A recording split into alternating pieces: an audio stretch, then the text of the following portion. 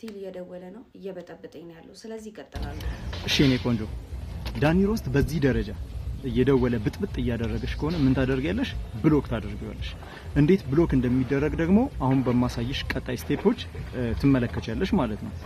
ስለዚህ ወደ ቁጥሩ እንሄድና በመጀመሪያ ዳኒ ሮስት ነው የሚለው። ዳኒ ሮስት የሚለው ላይ ስንነካው 3 ሰረዝ ያለው አለ። ልክ እሱን 3 ሰረዝ ስንነካው ከታች ብሎክ የምትላለች እሷን ብሎክ ስናደርግ ዲሌት ኮል ሂስቶሪ ፎር ዚስ ነምበር ይላል። የተደዋወላችሁትን ሁሉ ላጥፋው ምናምን ይላል። አዎ በይ። ከዛ ብሎክ ስትዩ ብሎክ ሆነ ማለት ነው። ከዚህ በኋላ ዳኒ ሮስት አይደውልም። በሌላ ስልክ የሚደውል ከሆነም ደግሞ ልክ እንደዚሁ ሲደውል ብሎክ ብሎክ ብሎክ ብሎክ ታደርጊዋለሽ። አንቺም ሰላምሽን ታገኛለሽ፣ እኛም ሰላማችንን እናገኛለን ማለት ነው።